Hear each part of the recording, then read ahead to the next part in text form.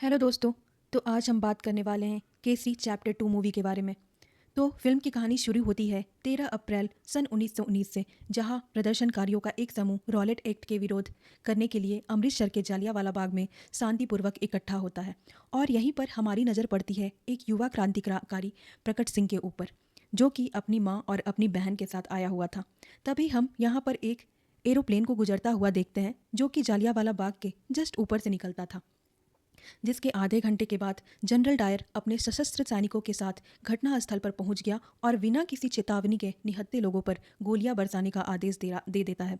हजारों लोगों को मौत के घाट उतार दिया जाता है। जालियांवाला बाग में जितने भी लोग मौजूद थे, वह सभी लोग अपनी जान बचाने के लिए इधर उधर भागने की कोशिश करते हैं, लेकिन यहाँ से भागने का कोई भी रास्ता नहीं था। सिर पर सिर्फ एक कुआं मौजूद था और उस कुएं में कूदकर बहुत सारे लोग अपनी जान दे देते हैं। जेनासाइड में प्रकट सिंह ने अपनी माँ और अपनी बहन को खोया था, जबकि प्रकट सिंह बच गया था।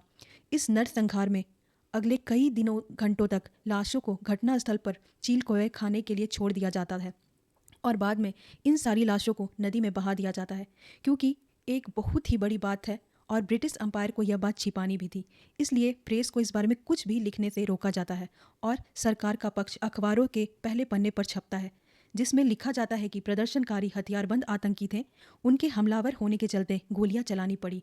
और कुछ दिन पहले का सीन दिखाया जाता है, जहां पर कि हमें मालूम चलता है शंकरन नायर नाम के एक वकील के बारे में, जो कि एक ऐसा वकील है जो कि आज तक कोई भी केस नहीं हारा है। और वो फिलहाल तो कृपाल सिंह नाम के आदमी के खिलाफ एक केस लड़ रहा है। यह केस शंकरन नायर के तीरथ सिंह ने दिया था, जो कि माइकल और डायर का लीगल एडवाइज़र है। और कृपाल सिंह क्रांतिकारी तो है ही, और साथ ही वह ब्रिटिश अंपायर और माइकल और डायर के खिलाफ चला गया था, जिस वजह से उसके खिलाफ एक्शन लेना पड़ा और कोर्ट में वह दोषी करार पाया जाता है। फिर से यहाँ पर शंकरन नायर यह केस भी जीत जाता है और कृपाल सिंह को जेल हो जाती है। तो एक तरह से देखा जाए तो शंकरन नायर ब्रिटिश अंपायर के लिए ही काम करता है। हालांकि शंकरन नायर एक ईमानदार आदमी है, जिस वजह से उसे नाइटहुड की उपाधि दी जा रही थी। और यह वही दिन था जब जालियांवाला बाग में जेनासाइड हुआ था। तो ब्रिटिश अंपायर को जालियांवाला बाग में कुछ भी हुआ है, उसे पूरी तरह से दबाना था। एक तरफ प्रेस का मुंह तो बंद हो गया था, लेकिन लोगों के बीच गुस्सा भड़क रहा था। हाल ही में ब्रिटिश सरकार ने निकाला और 25 रुपए का मुआवजा बांटा, तो दूसरी ओर इस मामले में एक फर्जी जांच बैठाने के लिए भी निर्देश दिया जाता है। जांच के हिस्सा थे हाल ही में नाइटहुड की उपाधि हासिल करने वाले सर श्री शंकरन नायर, जो कि अक्षय कुमार है। ब्रिटिश सरकार एक जांच आयोग बनाती है। सी शंकरन इस आयोग के एकमात्र भारतीय हैं जिनका ब्रिटिश न्याय प्रणाली में पूरा विश्वास और क्राउन पहनने पहले ही यह बात मानता है कि उसके लिए कठपुतली का काम करेंगे। और जब आयोग बन और तब इसकी इन्वेस्टिगेशन स्टार्ट हुई, तो शंकरन नायर ने यह देखा कि जालियांवाला बाग में जो कुछ भी हुआ था वह कोई आतंकी हमला नहीं, बल्कि वह एक जेनोसाइड था, जो कि जनरल और डायर की वजह से हुआ था। यह बात सभी लोगों को मालूम थी। इसके बावजूद आयोग के सभी लोग ने जनरल और डायर को नॉट गिल्टी कहा था, सिवाय शंकरन नायर के। लेकिन तीरथ सिंह ने उससे कहा कि तुम्हारे एक वोट के इधर उधर हो जाने से कुछ भी नहीं होने वाला। शंकरन नायर यहाँ पर कुछ भी नहीं कर सकता था, इसलिए वो यहाँ पर चुप रहा। और फिर कुछ और जांच होती है। जांच के दौरान ब्रिटिश सरकार इस मामले से जुड़े तथ्यों को दबाती है। इस दौरान नायर की नज़र एक युवा क्रांतिकारी लड़के प्रकट सिंह पर पड़ती है। इस लड़के ने नायर का पुराना कनेक्शन मिलता है, और वो कनेक्शन दरअसल में यह है कि प्रकट सिंह जो है वो कृपाल सिंह का बेटा है, जो कि क्रांतिकारी कवि तो हैं और वह सही इंसान भी हैं। जब नायर प्रकट सिंह से मिलता है, तो उसे मालूम चलता है कि प्रकट सिंह ने जालियांवाला बाग में अपनी माँ और अपनी छोटी बहन को खोया है, और अब वो ब्रिटिश सरकार के खिलाफ अकेला ही आवाज़ उठा रहा है। वो कहता है कि अगर जुल्म करने वाले अंग्रेज गलत हैं, तो जुल्म सहने वाले के बाद भी कुछ ना करने वाले भारतीय उससे भी ज़्यादा गलत हैं। शंकरन नायर जब यह सारी बातें प्रकट सिंह की सुनता है, तो पूरी तरह से हैरान रह जाता है। लेकिन अगले दिन जब शंकरन नायर फिर से प्रकट सिंह से मिलने के लिए उसके घर पहुंचता है, तो मालूम चला कि प्रकट सिंह अपने हाथों की कलाई काटकर खुद की जान ले लेता है। यह सुनकर वह बहुत उदास हो जाता है और शंकर नारायण फैसला करता है कि यहाँ पर नहीं तो रुक सकता है, वापस अपनी वाइफ के साथ केरल जाने लगता है। तब वहाँ रेलवे स्टेशन पर होता है, तभी वहाँ पर दिलजीत गिल नाम की एक लड़की आती है, जो कि अनन्या पांडे है, और वो कहती है कि प्रकट सिंह की मौत तुम्हारी वजह से हुई है।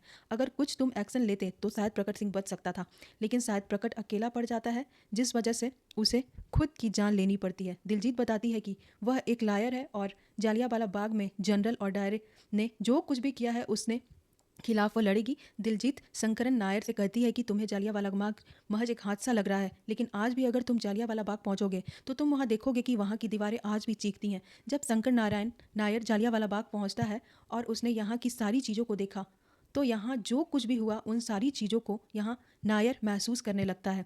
तभी यहाँ पर दिलजीत भी आ जाती है और नायर उससे कहता है कि हम इस केस को लड़ेंगे। वह बताता है कि यह लड़ाई बहुत गंभीर होने वाली है, क्योंकि यह लड़ाई बस जनरल डायर के खिलाफ है बल्कि पूरे ब्रिटिश अंपायर के खिलाफ है। कुछ दिनों तक दोनों इन्वेस्टिगेशन करते हैं और फिर जनरल डायर के खिलाफ केस दर्ज कर देते हैं और नायर साहब को बताता है कि 13 अप्रैल को जो कुछ हुआ, वो जज साहब से ये सब बताता है और बोलता है कि 13 अप्रैल को जो कुछ भी हुआ वो एक सोची समझी चाल थी, ना कि सेल्फ डिफेंस। जबकि जनरल डायर का मानना यह है कि वह लोग दंगाई थे और वह बदले में जनरल डायर के लोगों पर हमला कर रहे थे और उसके पास हथियार भी थे। शंकर नायर तब यहाँ पर पूछता है आखिरकार उन्हें उन लाशों के ढेर के नीचे कितने ऐसे हथियार मिले जिनसे तुम्हें खतरा हो सकता था। ऐसा एक भी कोई हथियार वहाँ मौजूद नहीं था। बाद में जनरल डायर का वकील कहने लगता है कि उन लोगों ने जनरल और डायर के कर्फ्यू का पालन नहीं किया था, जहाँ पर नायर तहसीलदार करतार सिंह भी इसके खिलाफ झूठी गवाही दे देता है। वह कहता है कि पुलिस स्टेशन के सामने से लगभग 4 बजे के आसपास बहुत सारे दंगाई हथियार लेकर पहुंचे थे, जिस वजह से ही उसे जनरलों डायर के को खबर करनी पड़ी थी। लेकिन यह सरासर झूठ था, क्योंकि करतार सिंह ने उन लोगों को रोकने की भी कोशिश नहीं की थी। यहाँ पर नायर सभी को बताता है कि उस दिन 4 बजे के आसपास ही किसी ने यह अनाउंसमेंट की थी कि क्रांतिकारी कन्हैयालाल जो हैं वो जालियांवाला बाग आ रहे हैं, जिस वजह से सभी लोग यहाँ पर इकट्ठा हो रहे थे। जबकि यह जनरल डायर की साजिश थी, क्योंकि कन्हैयालाल उस वक्त पटियाला के कवि सम्मेलन में मौजूद थे। अब शंकर नायर कोर्ट में एक आखिरी फैक्ट बताता है। कहता है कि जेनोसाइड होने के आधे घंटे पहले एक हवाई जहाज जो है वो जालियांवाला बाग के ऊपर से गुजरता है, लेकिन अपोजिशन का मानना था कि वह हवाई जहाज एक मेजर को छोड़ने के लिए जा रहा था। लेकिन यह भी सरासर झूठ था, क्योंकि एयर लॉग में ऐसा कुछ भी नहीं लिखा हुआ था। यहाँ पर शंकर नायर बताता है कि वह हवाई जहाज़ जालियांवाला बाग के ऊपर इसलिए आया था ताकि वह देख सके कि जालियांवाला बाग में कितनी भीड़ है। और जनरल डायर ने 10 अप्रैल को गोरखा रेजिमेंट और बलूच रेजिमेंट को के सोल्जर्स को भी यहाँ पर अर्जेंटली बुलाया था, क्योंकि उन्हें मालूम था कि सरदार रेजिमेंट अपने ही लोगों को गोली नहीं चलाएंगे, इसलिए उन्होंने इन लोगों को बुलाया था। तो जनरल और डायर ऐसा लग रहा था कि यह केस एक्सपेक्ट नहीं होने वाला है, लेकिन अगले हफ्ते से अब ट्रायल स्टार्ट होने वाले थे, जो देखकर तीरथ सिंह और जनरल डायर की मुसीबतें बढ़ जाती। उन्हें समझ नहीं आ रहा था कि अब आगे करना क्या है। तभी उन्हें एक ऐसे वकील का नाम याद आता है और उस वकील का नाम है नेविल, जो आधा भारतीय है और आधा अंग्रेज। तो नायर के खिलाफ जनरल डायर का केस नेविल की तरफ को लड़ता है। तो मैकिने को पुराना दुश्मन है। वायसराय काउंसिलिंग में जो सीट मैकिलनी को मिलने वाली थी वह एंड टाइम पर नायर को मिल गई और तब से नायर मैकिनेल एक दूसरे के दुश्मन हो गए। इस तरह से शंकरन और नेविल का पुराना रिश्ता है उसके बीच की आग को बढ़ाता है और इसका असर कोर्ट में देखने को मिलता है। अगली हियरिंग में कोर्ट अब नेविल आता है और नेविल इस केस को एक दूसरे एंगल से लेकर आता है। नेविल बताता है कि 10 तारीख को दंडा फौज नाम की एक फौज ने एक बहुत बड़ा आतंक मचा रखा था और इसी दंडा फौज का पूरा कनेक्शन जालियांवाला बाग हमले से है। इसलिए विटनेस बॉक्स में मार्थ नाम के एक कॉलेज के टीचर को बुलाया जाता है और मालूम चलता है कि तनवीर नाम के एक आदमी ने मार्ता के साथ कॉलेज के स्टोर रूम में दुष्कर्म किया था और तनवीर जो वह दंडा फौज की एक लीडर स्टूडेंट है। तब तनवीर के खिलाफ एफआईआर दर्ज हुई और उसे जेल पहुंचाया गया। लेकिन जब तनवीर जेल पहुंचा तो डंडा फौज के लोग जो हैं वो गुस्से में आ गए और उन दिन मतलब 13 अप्रैल को कि रोज डंडा फौज के लोग आतंक मचाने लगे। डायर को समझ नहीं आया, जिस वजह से उसे सभी लोगों को मारना पड़ा था। तो नेविल के आने की वजह से अब यह केस बहुत अलग एंगल ले चुका था और अब नायर जो थोड़ा फीका पड़ रहा था, नेविल जनरल और डायर को बता दिया था कि अब यह case Nayar versus general Dyer का नहीं बल्कि नायर वर्सेस रेपिस्ट को बचाने का केस हो गया है। जिस वजह से जनता जो है वह भड़क गई और जब नायर अपनी बीवी के साथ घर जा रहा था तब भड़की हुई जनता ने सभी के सामने नायर के मुंह पर काला रंग पोत दिया। अंदर आने के बाद नायर सोचता कि कुछ भी हो, चाहे कुछ भी हो, बिल्कुल सही है, वह अपनी जगह पर बिल्कुल सही है, इन लोगों को सज़ा मिलनी ही चाहिए क्योंकि यह केस एक अलग एंगल से जोड़ा जा रहा है। हमारे पास सिर्फ 2 दिन है और 2 दिन के अंदर ही हमें सारी बातों को साबित करना होगा। जिस वजह से वो इन्वेस्टिगेशन करने लगते हैं। जिस स्टोर रूम में उसे मार्ता के साथ दुष्कर्म हुआ था वह वहाँ जाकर सारी चीज़ें देखने लगते हैं, जिसमें दिलजीत भी उसका साथ देती है। एक तरफ दिलजीत ने मार्त के बारे में सारी चीज़ें पता की तो दूसरी तरफ नायर ने तनवीर के बारे में कुछ पता किया। अब 2 दिन बाद जब कोर्ट में हियरिंग हुई तो फिर से यहाँ पर मार्त और विटनेस को बॉक्स में बुलाया जाता है और उससे पूछा जाता है गया कि बुक के बारे में कि आखिरकार तुमने यह बुक कितने बार पढ़ी है, लेकिन यहाँ पर जल्दबाजी में मार्थ ने यह कह दिया कि उसने यह बुक 3 बार सुनी है, जबकि यह बुक किसने सुनाई है। यहाँ यह भी साबित हो जाता है कि बुक दरअसल में तनवीर ने ही यहाँ पर मार्थ को सुनाया था। और यहाँ पर मालूम चलता है कि तनवीर और मार्थ जो हैं रिलेशनशिप में थे, दोनों एक दूसरे से प्यार करते थे, लेकिन रोमांस करते वक्त जब स्टोर रूम में प्रिंसिपल के हाथ पकड़े गए तो प्रिंसिपल भड़क गया क्योंकि वो एक इंडियन था और उसके खिलाफ FIR भी दर्ज कराई गई। लेकिन फिर भी इन सारी चीज़ों से यह साबित नहीं हो पाया कि जनरल डायर और यह गलत है तरीके से जेनोसाइड किया था, जो कि क्योंकि नायर के पास कोई भी ऐसे सबूत नहीं थे जिसका फ़ायदा यहाँ पर नेविल उठाता है कि अगर तुम्हारे पास कोई सबूत नहीं है तो इस केस को हम यहीं पर समाप्त करते हैं। नेविल बहुत चालाक था, उसने पहले ही हियरिंग में सारे के सारे प्रेस वालों को कोर्ट से बाहर निकलवा दिया था ताकि प्रेस वाले कोई भी सच्चाई ना छाप सके। और अब उसने इस केस को ऐसे एंगल पर लाकर खड़ा कर दिया था जहाँ पर कि नायर के पास कोई भी सबूत नहीं, और कोर्ट में इस बार नायर के सबूत मांगे थे, वक्त भी कम था और सबूत भी बटोरने थे, जिसकी वजह से दिलजीत और नायर दोनों ही परेशान थे क्योंकि उसके पास ऐसे कोई भी सबूत मौजूद नहीं थे। बाद में नायर ने कुछ सबूत तो हासिल कर लिए थे, इसलिए अगली हियरिंग में यहाँ पर विटनेस बॉक्स में नायर के जनरल और डायर को ही विटनेस बॉक्स में बुला लिया और फिर उसने तीखे सवाल पूछे तो डायर यहाँ पर पूरी तरह से नर्वस था और ठीक तरह से जवाब नहीं दे पा रहा था। फिर नायर जज साहब को बताता है कि बचपन से ही डायर को एंगर इशूज़ हैं। नायर बताता है कि बचपन जब डायर स्कूल में था तब वह हिंदुस्तानी लड़के जो डायर को हकला हकला कहकर चिढ़ाया करते थे और डायर के पिताजी भी हिंदुस्तानियों से नफरत किया करते थे। तो डायर जैसे जैसे बड़ा हो गया उसका गुस्सा हिंदुस्तानियों के प्रति और भी बढ़ता गया। दरअसल डायर को एक बीमारी भी है, उसे हमेशा गुस्सा आता है किसी भी बात पे। इसी का एक नया नायर का फ़ायदा उठाता है। नायर ने डायर से बहुत ही सारे तीखे सवाल पूछने शुरू कर जाते हैं, पूछे जो सुनकर डायर को और भी गुस्सा आ जाता है और गुस्से आने के बाद वो डायर ने सब कुछ बक दिया, जो बोलने के बाद उसे बहुत अफसोस भी होता है कि मैंने क्या बोल दिया। बाद में जज साहब इस केस का फाइनल डिसीजन बताने वाले थे, तो यह केस जो वह नायर के पक्ष में ही झुक रहा था, लेकिन जनरल और डायर तीरथ सिंह और नेवल मिलकर यहाँ किसी तरह से इस केस को जीतना चाहते हैं, लेकिन वो इस केस में नायर को ही हटा देते हैं और उसके घर पर एक झूठी रेड पड़वा देते हैं और उसे स्पाई का एक एजेंट बता देते हैं कि उसने कई सारे सोल्जर्स के बारे में पता करने की कोशिश की है, जो कि सारी चीज़ें बेबुनियाद थी। तब डायर की यह चाल भी काम आई और यहाँ पर फाइनल डिसीजन के दिन ही नायर और दिलजीत को जेल जाना पड़ा।